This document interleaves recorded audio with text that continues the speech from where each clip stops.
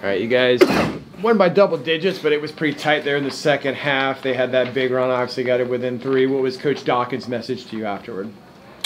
He's a bit disappointed.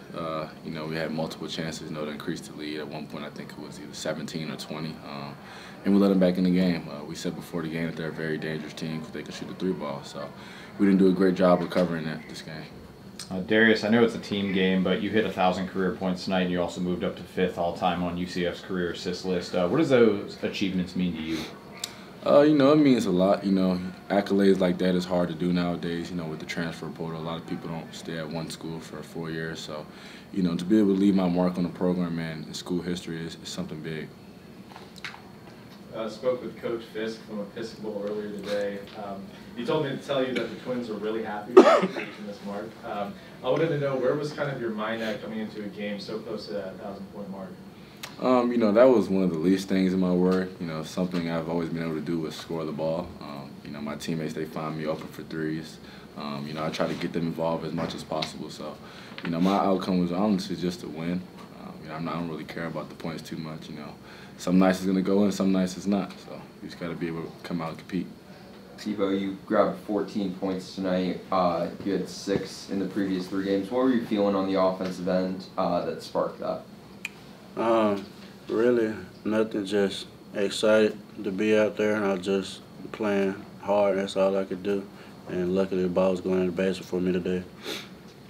You guys have started 4-0 with this home crowd behind you, but now you go to neutral territory to face a top 25 opponent. What kind of test will this be for the team?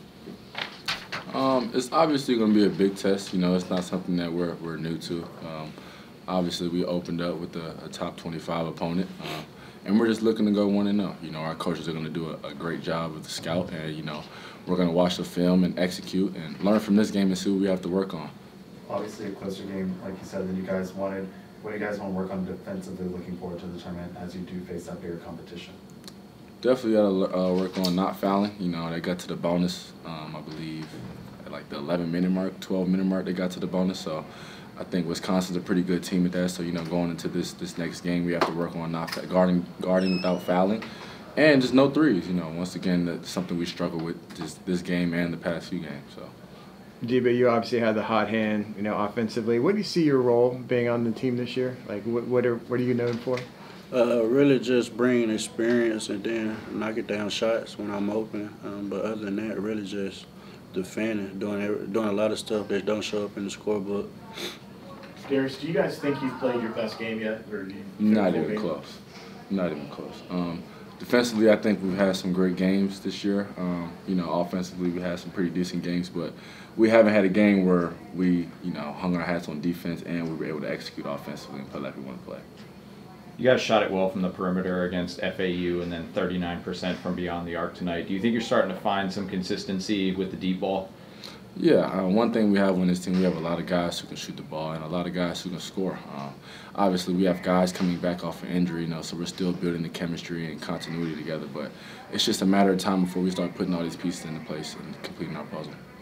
I know you guys are upset maybe about giving up the lead, but to kind of beat back that run and re-extend it out, what does it say about this team and their ability to get in the paint, kind of scrum and get those points to stay in the lead and pull out the win? I feel like we're real resilient. Like, we've been in a lot of situations, so like we work on the stuff like everyday late game situations. So like we're prepared for like different runs. Like, obviously teams don't go on runs. Like, we want to prevent that, but if it happens, like, we're prepared. Both of you guys have played a lot of minutes at the college level. What's your message to Mustafa, who may have struggled tonight, but obviously has a big future ahead of him? Next play, when we broke the huddle in the locker room, next play, that's all. He young, so like he gonna bounce back. We're not worried. Like, Mustafa, he got a lot of potential. He's a great kid. So next play for him. How do you guys as a team want to capitalize on more of those second chance opportunities regarding rebounds? I feel like we do a pretty good job of that. That was one of our emphasis going into this game, offensive rebounding. And it's something we want to do every night. But I feel like some of those opportunities that we have, you try to force it up sometimes when we got guys on the perimeter who can shoot the ball very well. we just look for those kick out. You know, those are daggers when you get offensive rebounds and you kick them out for guys that can shoot. That hurts opponents. And when you can just start doing that and putting those together, it'll create a huge deficit in the game. Darius, I know at times in your career, you know, the team has looked to you to be one of the primary scorers. You can still do it, obviously. I know tonight you didn't, you know, you had the 1,000-point, but only scored 6. But how comfortable is it out there knowing that you got so many great scorers around you that it doesn't all have to be on your shoulders? It just makes my job easier. You know, I have a lot of guys who can also score from the perimeter, you know.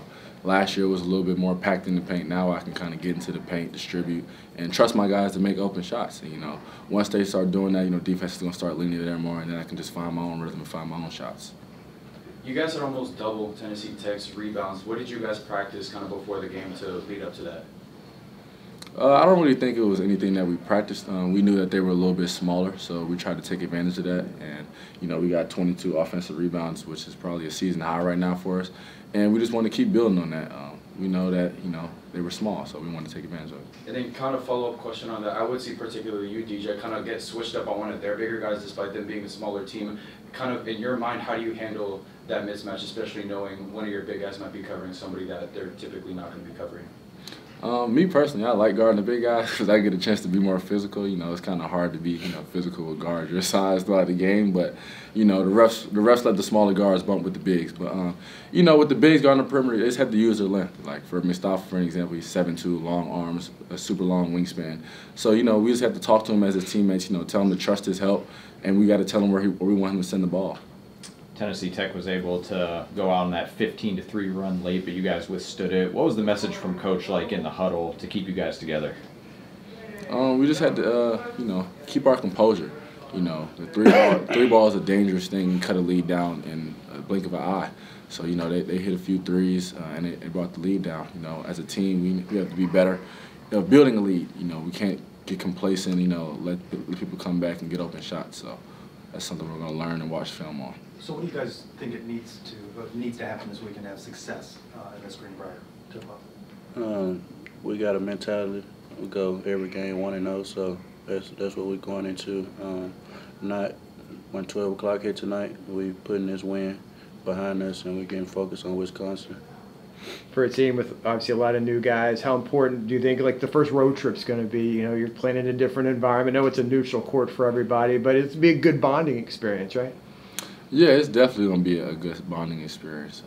You know, I'm looking forward to, you know, West Virginia's a little close to home for me, so I'm pretty sure I have some family come out to support. But, you know, just as a team, we got to go on the road and just, you know, we're all we got. You know, we don't have any fans. Night Nation isn't behind us, you know, getting loud. So that's where you really have to trust each other, and that's where you really build those bonds and those team chemistry right there. Darius, back to the 1,000-point mark. How proud are you that it occurred in a night uniform your entire career being a UCF night? I'm super excited about it. You know, I wouldn't want to play for anyone else or anywhere else. You know, Coach Dawkins has been great to me ever since I got here as a freshman. He's always trusted me. He's helped me, and I've grown every single year. And you know, my accolades and stats can prove that.